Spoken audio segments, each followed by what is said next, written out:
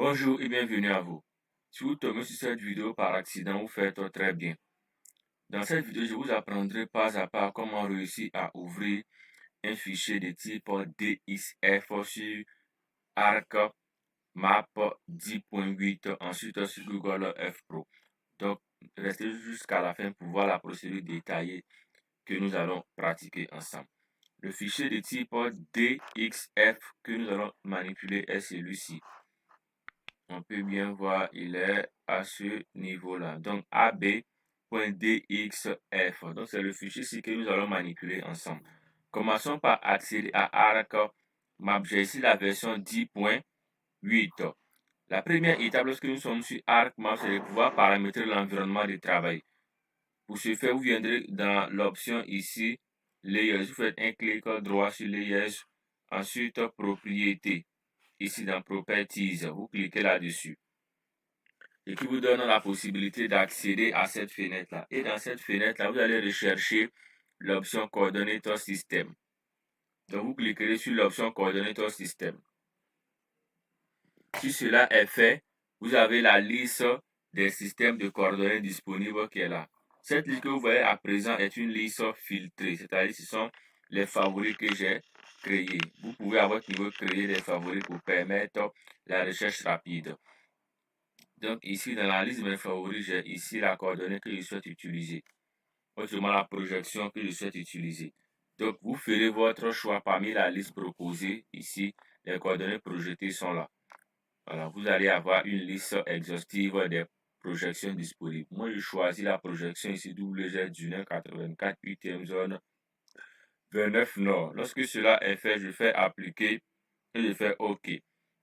La première étape, elle est OK. Passons à la deuxième étape. Cette deuxième étape nous envoie à accéder à notre catalogue d'abord. Donc, on accède à notre catalogue. Ayant accès à notre catalogue, nous devrons connecter d'abord le dossier dans lequel se trouve notre donnée. Et pour ce faire, étant dans le catalogue, vous cliquerez sur le bouton qui est à ce niveau, Connect to Folder. En cliquant sur l'option Connect to Folder, vous avez la possibilité de sélectionner maintenant le dossier dans lequel se trouve votre donnée que j'ai présentée qui est nommée ab.dxf. Dans le cas ici, notre donnée se trouve dans le dossier BD. Donc moi, je ne vais pas le reconnecter puisqu'il est déjà connecté. À votre niveau, veuillez connecter d'abord le dossier à votre catalogue. Lorsque le dossier est connecté à votre catalogue, vous pouvez le prévisualiser à partir de votre catalogue. On a ici ab.dxf. Donc, ayant accès maintenant à cette donnée, nous viendrons dans notre Arc Toolbox, qui est la boîte à outils. On peut retrouver ces mêmes outils-là à travers l'option qui est là. Arc Toolbox, juste en haut à ce niveau-là. Donc, vous accédez à Arc Toolbox. Ayant ici accès à Arc Toolbox, vous allez rechercher une autre boîte à outils qui est ici Data Management Tool. Dans Data Management Tool, vous allez rechercher ici Features. Donc, je reprends dans Arc Toolbox, vous avez Data Management Tool qui est là. Et dans Data Management Tool, vous avez ici Features. Dans Features, vous allez rechercher ici l'option Feature to Point, ce qui nous permettra de convertir des données en un fichier ponctuel ou en une donnée ponctuelle. Donc, je vais double-cliquer pour lancer cela.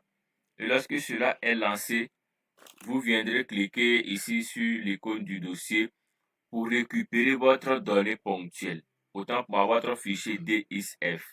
Donc, je reviens et j'ai mon fichier DXF qui est dans mon dossier BD.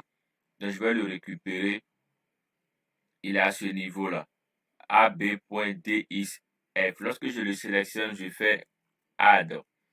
Ensuite, je sélectionne le fichier ponctuel qui est là. Donc, point. Et lorsque point est sélectionné, je viens et je clique sur Add.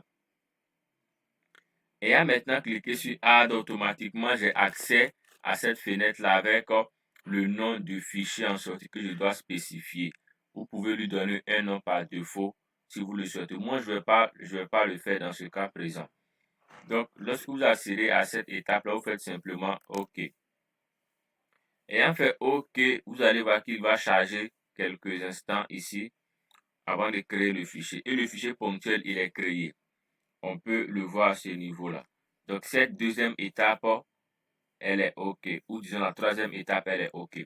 Maintenant, l'étape qui suit est une étape vraiment très délicate à suivre avec beaucoup d'attention. Donc, n'hésitez pas à mettre des pauses pour mieux comprendre la procédure de manipulation. Nous allons vérifier le système de projection de cette donnée. Cela est très important. Donc, nous viendrons sélectionner la donnée, puis nous faisons un clic droit, sur la donnée. Et à faire un clic droit sur la donnée, nous venons dans l'option ici Properties pour accéder aux propriétés de la donnée. Donc, ayant accès aux propriétés de la donnée, nous allons voir dans l'option Source, puisque il y a plusieurs menus. Dans l'option Source, vous allez voir ici, quand il met Extent, il met Top, c'est-à-dire la valeur en haut, en bas, à gauche et à droite. Vous voyez bien à la fin qu'il a mis des points d'interrogation. Je lui voudrais dire qu'il n'a pas réussi à mieux spatialiser ces données-là. Et lorsque nous revenons un peu plus bas dans Coordinator System, on voit bien qu'il a mis indéfini. Voilà. Cette étape, elle est vraiment très importante. Il va maintenant s'agir pour nous d'appliquer ici une référence spatiale à cette donnée-là. Pour ce faire, nous n'avons pas besoin de faire un jeu de référencement. Pas du tout. Simplement attribuer le système qu'il faut. Pour ce faire, nous fermons cela. Nous verrons toujours dans Arc Toolbox, qui est notre boîte à outils. Et toujours dans le dossier ici, la boîte à outils Data Management Tool, nous allons rechercher un autre élément un peu plus bas. Cet élément, il est là, qui est appelé Projection and Transformation. Donc, nous allons projeter cette donnée. Donc, je vais dérouler cela en cliquant sur le plus et j'accède ici à Project. Je double-clique sur Project. Autant pour moi, sur Définir Projection. OK, excusez. Donc, je lance ici sur Définir Projection. Lorsque Définir Projection est ici lancé, je viendrai sélectionner à partir de ce triangle-là ma donnée qui est là. Donc, je la sélectionne et vous voyez bien qu'il est mis indéfini comme système de projection. OK, donc je vais cliquer sur le triangle, autant que moi sur le bouton-ci et je sélectionne ma projection qui est là. WGS ordinaire 84 UTM zone 29 Nord. Lorsque cela est sélectionné, je vais cliquer sur OK. Et en cliquant sur OK, je vais cliquer maintenant sur OK pour terminer. Donc, on va patienter qu'il définisse la projection. Lorsque cela est fait avec un succès, nous pouvons faire un clic droit sur la donnée désormais et cliquer sur l'option Properties. Donc, pour accéder aux propriétés, nous avons maintenant la possibilité avec l'option ici sous, on voit bien qu'il a mis ici MM pour remplacer le point d'interrogation. Et si l'on vérifie bien, on remonte un peu le système de coordonnées ici, on peut bien voir le système de coordonnées qui est bien défini là, avec la projection, les unités utilisées et tout ça. Cela est vraiment absolument important. Vous devrez faire cette étape-là d'abord. Cette étape ici étant OK, passons à la prochaine étape qui nous permettra de passer de ce fichier en un autre type de fichier qui est facilement ici peut être ouvert sur Google Earth Pro. Parce que Google Earth Pro exige un certain nombre de formats. Donc, le format par défaut est KML ou KMZ. Nous allons ensemble convertir ce fichier ponctuel en un fichier de type KML ou KMZ. Tout ce qui est manipulation ponctuelle, tout ça, c'est pas aussi la peine. Voilà, c'est pas vraiment la peine. Changer les styles, changer la couleur, la taille, c'est pas vraiment utile pour la manipulation que nous faisons à l'instant. Donc, cette donnée ponctuelle doit être convertie en un fichier ici facilement accessible sur Google Earth Pro. Donc, toujours dans Arc Toolbox, vous allez rechercher l'option Conversion Tools à ce niveau-là. Vous déroulez Conversion Tools et la Conversion Tools, vous allez rechercher tout KML. Faites vraiment attention parce qu'il y a deux options liées au KML. Vous avez ici From KML, ce n'est pas de ça qu'il s'agit. Il s'agit de tout KML. Ayant accès à l'option tout KML, vous cliquez sur Layer tout KML, ce qui nous permettra de convertir le fichier actuellement à l'écran en un format KML. Donc, je vais double-cliquer dessus. Ayant double-cliqué sur le fichier, vous allez sélectionner ici au niveau de Layer, vous sélectionnez votre fichier ponctuel qui est là. je le sélectionne. Et en termes de fichier de sortie, je pourrais le laisser dans le stockage par défaut. Mais dans le cas présentement, je vais le modifier en cliquant sur le bouton là. Donc j'accède maintenant à mon bureau, chose que je ne vous conseille pas. Mettez dans un dossier différent du bureau. Alors moi, je le fais pour aller un peu plus rapidement. Donc je sélectionne mon bureau, je vais l'appeler ici. Je l'appelle point export. Lorsque je l'appelle point export, vous voyez bien qu'il est au format KMZ. Donc, je fais enregistrer. Ensuite je fais OK. Je ne modifie rien. Je fais enregistrer, puis je fais OK. Et on peut bien voir ici que l'exécution est en cours. Donc après avoir exécuté cette commande, là, on va vérifier sur notre bureau. On voit bien que le fichier il est là. Point-du-8 export. .kmz. Lorsque je vais double-cliquer là-dessus, il est capable d'ouvrir directement le logiciel Google Earth Pro et on voit le mouvement se fait automatiquement. Et lorsque le mouvement se fait automatiquement, il va se recentrer sur notre zone. On voit bien que les données sont là. Pour faciliter la visualisation de ces données, nous faisons simplement un clic droit. Il a récupéré le nom de base de la donnée. Raison pour laquelle vous voyez ici .future2.4. C'est le nom qu'il avait généré sur ArcMap10.8. Donc je fais un clic droit.